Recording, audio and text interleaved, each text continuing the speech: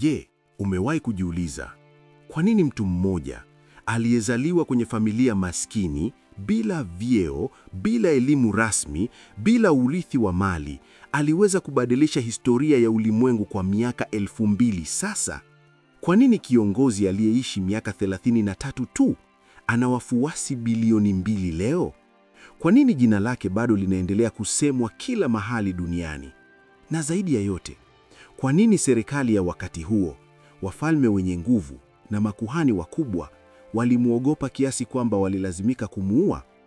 Leo, katika Neno Kweli, nitakufunulia siri 7 ambazo zimefichwa kwa muda mrefu. Siri ambazo zilimpatia Yesu nguvu kubwa hapa duniani. Siri ambazo ukizitumia katika maisha yako zitakubadilisha kabisa. Karibu, na safari hii itafumbua macho yako. Unadhani unajua hadithi ya Yesu? Ukweli ni kwamba wengi wetu tunajua tu sehemu ndogo. Tunamjua Yesu wa miujiza, Yesu wa maombezi, Yesu wa msalabani. Lakini je, unajua ni nini kilimpa nguvu hiyo? Leo sitatazama Yesu kama mtu wa dini tu. La.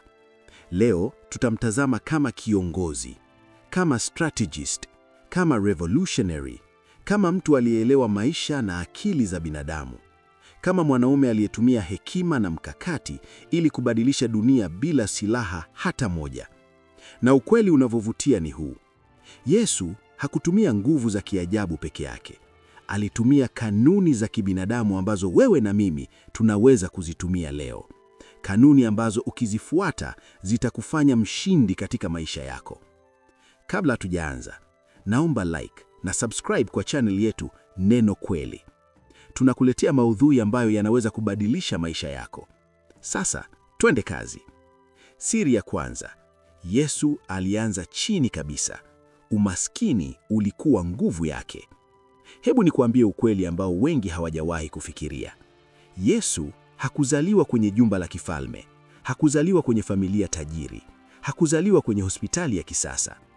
Luka 2:7 inasema wazi, akamzaa mwanaye wa kwanza, akamfunga katika matambaa, akamulaza kwenye hori kwa sababu hapakuwa na nafasi yao katika nyumba ya wageni.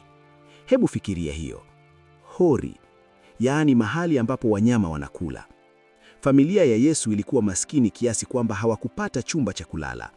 Maria alimzaa Yesu katika banda la wanyama. Hii si hadithi ya raha, ni hadithi ya umaskini. Na ukuaji wake, Yesu alikuwa kama seremala, fundi wa mbao. Marko 6:3 inasema, je, huyu si yule seremala, mwana wa Maria? Watu walimuita seremala kwa dharau. Yesu alifanya kazi ya mikono, kazi ya jasho, kazi ambayo wakati huo hakuna mtu aliheshimu. Zaidi ya hayo, pia Wali 2:9 inasema, kwa maana mnaujua wema wa Bwana wetu Yesu Kristo, ya kwamba yeye kwa ajili yenu alifanyika maskini, ingawa alikuwa tajiri, ili ninyi kwa umaskini wake mpate kuwa tajiri. Lakini hii ndiyo ilikuwa nguvu yake ya kwanza. Kwanza, Yesu alielewa maisha halisi ya watu wa kawaida. Alijua ni jinsi gani mtu anavyoteseka kupata chakula. Alijua ni jinsi gani familia inavyopambana na umaskini. Alijua maumivu ya kudharauliwa kwa sababu ya hadhi yako. Hakuwa kiongozi wa theoretical, alikuwa kiongozi wa practical. Pili, umaskini ulimfanya Yesu awe na unyenyekevu. Hakuwa na kiburi, hakuwa na majivuno. Alikuwa rahisi kuwasikia watu. Na watu wanapenda kiongozi anayewasikia, sio anayewadharau. Tatu, kwa sababu alianza chini, watu walijisikia connected naye. Hawakumuona kama mgeni, walimuona kama mmoja wao, kama ndugu yao. Hii ndiyo ilifanya ujumbe wake ushike kwa nguvu. Mfano wa maisha halisi. Hebu nikwambie ukweli. Leo kuna kiongozi wawili katika mtaa wenu. Mmoja ni tajiri, anakaa kwenye ghorofa, anaendesha gari kubwa, anavaa nguo za bei ghali. Mwingine ni mtu wa kawaida, anapata shida sawa na wewe, anajua bei ya unga, anajua shida za matatu au daladala. Sasa, ukipata shida, utamwambia nani? Bila shaka, yule mtu wa kawaida. Kwa nini? Kwa sababu anaelewa maisha yako. Hii ndiyo iliifanyia Yesu. Funzo la leo: Usiogope kuanza chini. Usiogope umaskini, kwa sababu ndani ya umaskini unajifunza mambo ambayo utajiri hawawezi kukufundisha.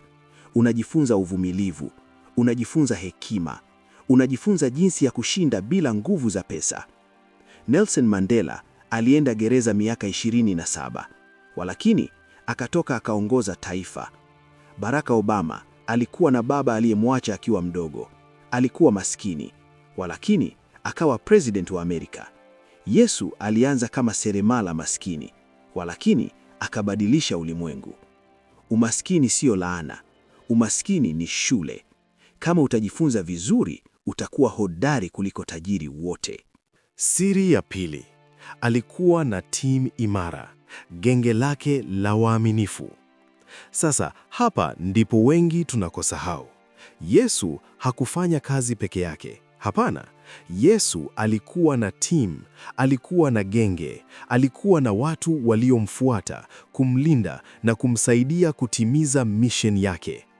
Marko 3:13-14 inasema, akapanda mlimani, akawaita wale aliowataka, wakamjia. Akawateua 12 ili wawe pamoja naye. Angalia hiyo, ili wawe pamoja naye. Yesu hakutaka wafuasi wa mbalimbali, alitaka familia. Alitaka watu ambao watakuwa naye katika furaha na huzuni, watu wa kuamini. Wafuasi wake walikuwa watu wa aina zote. Hebu tuangalie wafuasi wa Yesu. Petro, mvuvi maskini. Mathayo, mtoza ushu, mtu aliyechukiwa sana. Simoni Mzelote, freedom fighter. Yohana, kijana mdogo. Yakobo na Yohana, wana wa Zebedayo, watu wa familia yenye pesa kidogo. Halafu kuna wanawake waliomfuata. Maria Magdalena, mwanamke aliyeokoka. Yohana, mke wa Kuza, msimamizi wa nyumba ya Herode, connection ya kifalme. Suzana na wengine wengi. Luka 8:2-3 inasema, wale wanawake wengine ambao walikuwa wameponywa na mizimu mibaya na magonjwa. Maria aitwaye Magdalena, na Yohana mkewe Kuza, na Suzana na wengine wengi ambao walimtumikia kwa mali zao. Angalia hiyo. Wanawake hawa walikuwa sponsors wa ministry ya Yesu.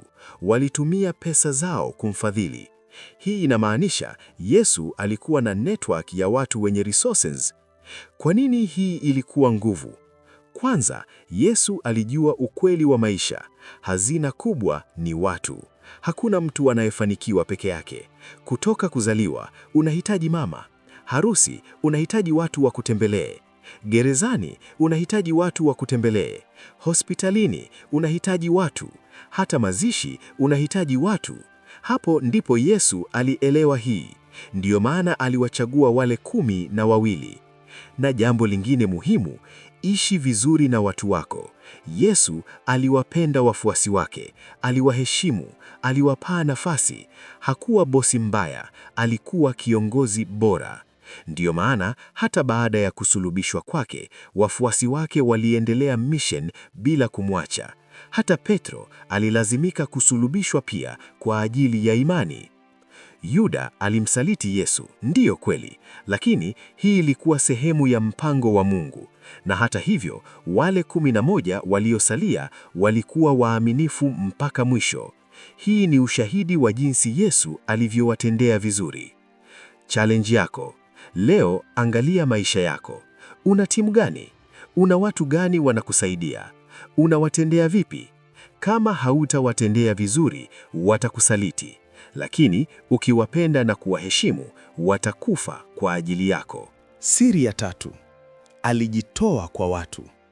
Sasa hapa ndipo tofauti kubwa kati ya Yesu na viongozi wengine inaonekana. Yesu hakuwa kiongozi wa kutaka, alikuwa kiongozi wa kutoa. Marko 10:45, Yesu mwenyewe alisema, kwa maana mwana wa Adamu hakuja kutumikiwa, bali kutumikia na kutoa nafsi yake kuwa ukombozi kwa wengi. Angalia hiyo. Hakuja kutumikiwa, bali kutumikia. Hii ni filosofi tofauti kabisa na ya viongozi wa kawaida. Viongozi wa kawaida wanafanya nini? Wanatumia wafuasi wao kujikusanyia mali. Wanadai heshima na utukufu. Wanataka kuhudumiwa. Wanapenda vyeo na hadhi. Wanachukua, wanachukua, wanachukua. Yesu alifanya nini? Yohana 13 mstari wa 4 na 5 inasema, Yesu aliosha miguu ya wanafunzi wake. Kazi ya watumwa. CEO wa Heaven akafanya kazi ya mtumwa. Aliponya wagonjwa bila malipo. Aliwapa watu chakula, muujiza wa mikate na samaki. Alisaidia familia za maskini, harusi ya Kana.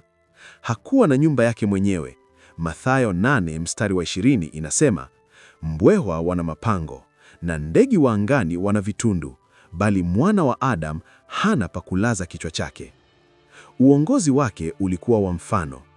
Yesu hakusema tu fanyeni hivi, alifanya mwenyewe kwanza. Hii ndiyo uongozi wa kweli.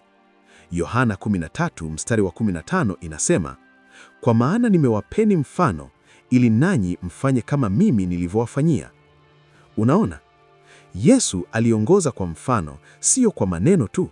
Hakuwa kama viongozi wa leo ambao wanasema fanyeni kazi ngumu wakati wao wanaburudika. Hakuwa kama wachungaji wa leo ambao wanasema toeni sadaka wakati wao wanajenga majumba. Na mwishoni, Yesu alitoa kila kitu. Filipi 2 mstari wa 8 inasema, akajinyenyekeza mwenyewe, akawa mtiifu hata kufa, naam, kufa msalabani. Yesu alijua kwamba kutimiza misheni yake kungehitaji damu yake, lakini hakuacha, aliendelea. Hata wafuasi wake wote isipokuwa Yohana waliuawa pia kwa ajili ya imani. Walipigwa, waliteswa, lakini hawakuacha. Kwa nini? Kwa sababu walimuona kiongozi wao akitoa kila kitu. Mfano wa maisha halisi. Hebu nikuambie hadithi ya watu wawili, Bwana Kamao na Bwana Musa. Wote ni wafanyabiashara. Bwana Kamao ana kampuni ya usafiri. Yeye anaendesha gari kubwa, ana nyumba nzuri, anavaa vizuri. Lakini wafanyakazi wake wanapata mishahara duni. Wanafanya kazi saa 12 kwa siku. Hakuna insurance, hakuna bonus. Bwana Kamao anasema, mimi nimeanzisha biashara hii kwa jasho langu. Wao ni wafanyakazi tu. Siku moja, Bwana Kamao anapata ajali. Anataka msaada. Wafanyakazi wake hawamjali. Wanasema, sisi tunapata mishahara tu, sio marafiki zake. Bwana Kamao anateseka peke yake. Bwana Musa pia ana kampuni ya usafiri. Lakini Bwana Musa anatendea wafanyakazi wake vizuri. Mishahara mzuri, akiwagundua wamefanya vizuri anawapa bonus, akiwa na shida mtu wake anamsaidia, anahakikisha wana insurance, akila anawashirikisha, anawaheshimu.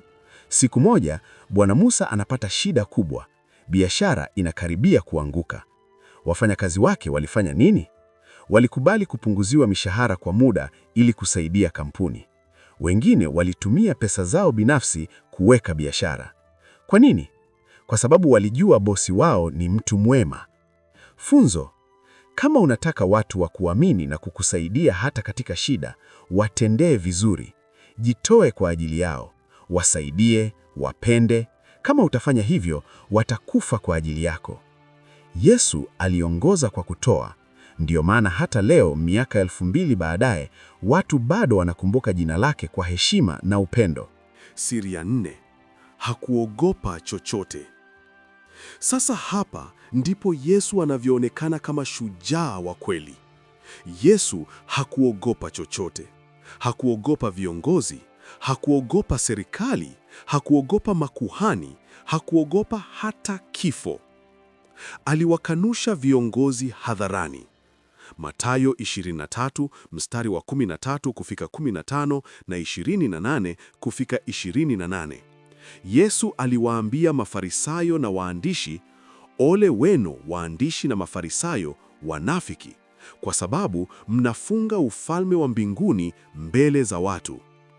Ole wenu waandishi na Mafarisayo wanafiki, kwa sababu mnafanana na makaburi yaliyochongwa, yaliyo mazuri kwa nje, bali ndani yamejaa mipupa ya wafu na uchafu wote. Hebu fikiria hiyo. Yesu aliwaambia viongozi wa kidini, watu walioheshimiwa sana, kwamba ni wanafiki. mbele ya umati. Hii ilikuwa kama leo mtu akimwambia askofu mkuu au sheikh mkubwa mbele ya TV kwamba ni mdanganyifu. Hakujali hatari. Luka 13 mstari wa 31-32 inasema Mafarisayo walimwambia Yesu, "Ondoka, uende zako hapa, kwa maana Herode anataka kukuua." Akawaambia, "Nendeni mkamwambie yule mbweha." Hebu fikiria, mfalme anataka kukuua na wewe unamsema mbweha. Hii ni ujasiri wa hali ya juu. Yesu hakuogopa hata serikali. Alivunja sheria mara kwa mara. Yesu alivunja sheria za kidini mara nyingi. Aliponya siku ya Sabato. Sheria ilisema hakuna kazi Sabato, lakini Yesu aliponya wagonjwa. Marko 3 mstari wa 1 kufika wa 6. Alikula na wenye dhambi. Wafarisayo walichukia hili, lakini Yesu hakujali. Mathayo 9 mstari wa 10 kufika 11. Alizungumza na wanawake. Wakati huo Rabi hakuruhusiwa kuzungumza na wanawake hadharani, lakini Yesu alifanya. Yohana 4:27 kufika 27. Kwa nini alifanya hivi? Kwa sababu alijua kwamba sheria za wanadamu sio sawa na mapenzi ya Mungu. Sheria zilikuwa zimepindwa na watu.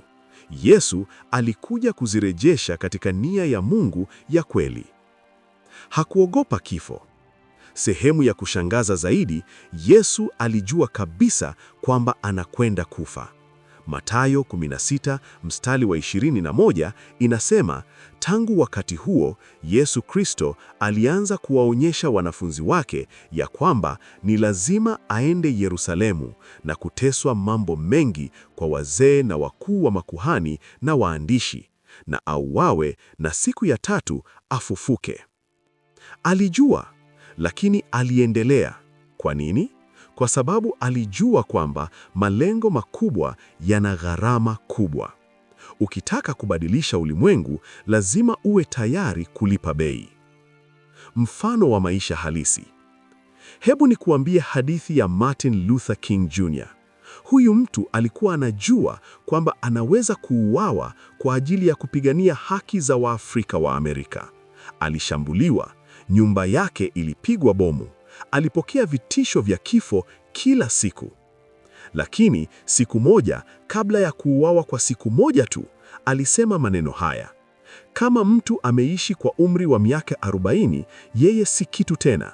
Hamna anayeweza kumfanya aogope. Si muhimu kama nitaishi miaka mingi, nataka kufanya mapenzi ya Mungu. Siku inayofuata aliuawa, lakini jina lake bado linakumbukwa. Kwa nini? Kwa sababu hakuogopa chochote. Kuna hadithi nyingine, Rosa Parks. Mwanamke huyu alikataa kutoa kiti chake kwa mtu mweupe kwenye basi mwaka 1955 Amerika. Sheria ilisema weusi lazima watoe viti kwa weupe, lakini Rosa alisema la. Alikamatwa, lakini kazi yake ilianzisha Civil Rights Movement. Funzo la leo: ndoto zako, malengo yako, mission yako zitakutana na vikwazo. Watu watakupinga, serikali inaweza kukuzuia, marafiki watakuacha, familia itakashifu. Lakini swali ni, je, utaacha? Yesu hakuacha. Hata alipojua kwamba msalaba unamsubiri, aliendelea. Hata aliposhikwa, alipigwa, alisulubiwa, alikuwa mshindi, kwa sababu alitimiza misheni yake. Wewe leo, je, kuna kitu unachokiogopa? Una ndoto lakini unaogopa kushindwa? Una mission lakini unaogopa watu? Jifunze kutoka kwa Yesu. Ogopa Mungu tu, sio wanadamu. Siri ya 5: alisimamia ukweli na haki. Jambo lingine kubwa kuhusu Yesu, Yesu alisimamia ukweli na haki bila kutazama uso wa mtu. Hakujali kama ni tajiri, maskini, mfalme au mtumwa. Ukweli ni ukweli. Hakuwa kigeugeu. Mathayo 22:15-21. Mafarisayo walitaka kumtega Yesu. Walimuuliza, "Je, ni halali kulipa kodi kwa Kaisari?" Hii ilikuwa trap. Kama Yesu angesema ndio, Wayahudi wangemchukia kwa sababu walichukia kutawaliwa na Warumi. Kama angesema hapana, serikali ya Kirumi ingemkamata kwa kuasi. Lakini Yesu alisema, "Mpeni Kaisari vitu vya Kaisari na Mungu vitu vya Mungu." Jibu la hekima. Aliepuka mtego, lakini pia alisema ukweli. Alisema ukweli hata ulipomuumiza. Yohana 6:60-66. Baada ya Yesu kusema ukweli mgumu, wanafunzi wengi walimwacha. Hapo, wanafunzi wake wengi walirudi nyuma, wala hawakutembea tena pamoja naye. Yesu aliweza kubadilisha ujumbe wake ili watu waendelee kumfuata, lakini hakufanya hivyo. Alisimamia ukweli hata kama inamaanisha kupoteza wafuasi. Siri ya 6. Alijua kusudi lake duniani. Focus. Siri nyingine kubwa, Yesu alijua kabisa kwa nini alikuwa duniani. Hakuwa na confusion, hakuwa na wasiwasi wa, "Je, nilifanya nini?" Alijua misheni yake na aliendelea kuelekea hapo bila kuacha. Misheni yake ilikuwa clear. Luka 19:10, Yesu alisema wazi, "Kwa maana Mwana wa Adamu amekuja kutafuta na kuwaokoa waliopotea." Simple, clear. Hii ndiyo ilikuwa misheni yake, sio kupata pesa, sio kuwa famous, sio kujenga jumba, bali kuwaokoa watu. Yohana 6:38, Yesu alisema, "Kwa maana nimeshuka kutoka mbinguni, si kufanya mapenzi yangu mwenyewe, bali mapenzi yake yeye aliyenituma." Alijua alitumwa, alijua na nani, alijua kwa nini. Hii ndiyo clarity ya kusudi. Hakukatishwa tamaa. Yesu alipingwa na watu wengi, lakini hakukata tamaa. Familia yake walidhani amepagawa. Marko 3:21. Watu wake wakasikia, wakatoka kwenda kumshika, kwa maana walisema amepagawa. Makuhani walimchukia, serikali ilimtafuta, wafuasi wake wengi walimwacha, lakini Yesu aliendelea. Kwa nini? Kwa sababu misheni yake ilikuwa muhimu kuliko maoni ya watu. Hii ilipeleka wafuasi wake kumwamini. Kwa sababu Yesu alikuwa na focus, wafuasi wake waliona kwamba huyu si mtu wa mchezo, huyu ni serious, huyu anataka kweli kubadilisha dunia, na hivyo walimfuata kwa moyo mmoja. Hata baada ya kusulubishwa kwake, wafuasi wake waliendeleza mission. Kwa nini? Kwa sababu walimuona kiongozi wao akijitoa kabisa kwa mission. Mfano wa maisha halisi. Nikuambie hadithi ya Elon Musk. Huyu si mfano wa kidini, lakini ni mfano wa focus. Elon Musk ana mission, kufanya wanadamu waishi kwenye sayari nyingine. Watu walimdhihaki, walisema ni kichaa, hata NASA ilimcheka. Lakini Elon hakuacha. Alitumia pesa zake zote, bilioni za dollars, kuwekeza kwenye SpaceX. Mara nyingi rockets zake zilipasuka, pesa zilipotea, watu walimcheka, lakini Elon aliendelea.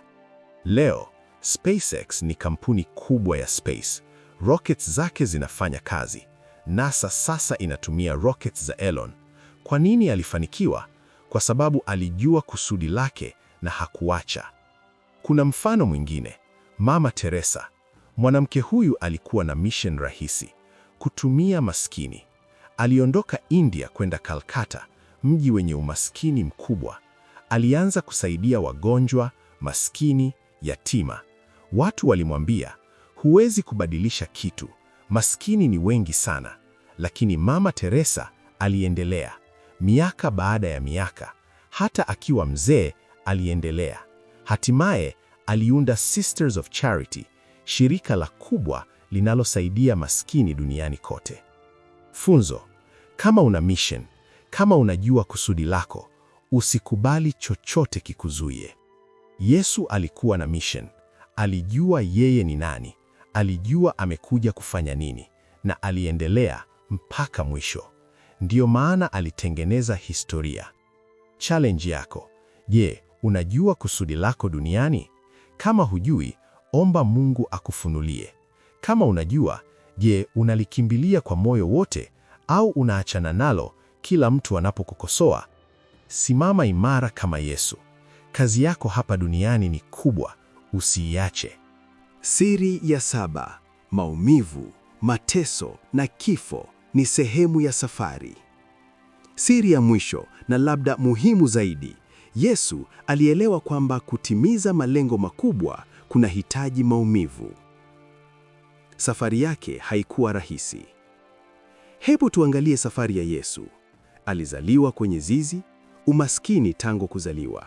Luka 2:7. Alipingwa na familia yake, walidhani amepagawa. Marko 3:21. Aliteswa na viongozi, walimtusi na kumchukia. Alisalitiwa na rafiki yake. Yuda alimuuza kwa fedha 30. Mathayo 26:14-16. Alipigwa na askari, walimpiga, kumtukana, kumvalisha nguo za dharau. Alisulubiwa, kifo cha aibu na maumivu makubwa. Mathayo 27:46. Hata kwenye msalaba, Yesu alilalamika. Yesu akapaza sauti kwa nguvu akasema, Mungu wangu, Mungu wangu, mbona umeni? Ingawa alipitia maumivu mengi, Yesu hakuacha. Luka 22:42. Bustanini kabla ya kukamatwa, Baba, ukipenda, ondoa kikombe hiki kwangu, walakini si mapenzi yangu, bali mapenzi yako yatimizwe. Yesu alikuwa na hofu, alikuwa na wasiwasi, alikuwa mwanadamu pia. Hii ndiyo siri. Yesu aliamua kutoa maumivu yake chini ya mapenzi ya Mungu. Alimkabidhi Mungu yote na aliendelea. Kifo kilikuwa ushindi, sio kushindwa. Yesu alikufa, lakini siku ya 3 alifufuka. Kifo kilikuwa ni sehemu ya mpango, sio mwisho. Maumivu yalikuwa daraja, sio shimo. Wafuasi wake pia walipitia vivyo hivyo. Baada ya Yesu kuondoka, wafuasi wake walipitia maumivu pia. Petero alisulubiwa miguu juu, kichwa chini. Yohana 21:18-19. Yakobo aliuawa kwa upanga. Matendo 12:2. Paulo alipigwa, kufungwa, hatimaye aliuawa. Lakini hawakuacha kwa sababu walijua malengo makubwa yana gharama kubwa. Mfano wa maisha halisi. Nikuambilie hadithi ya Thomas Edison.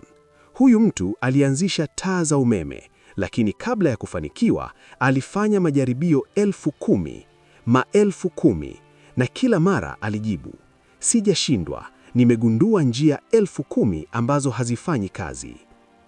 Kuna hadithi nyingine ya Colonel Sanders, mwanzilishi wa KFC.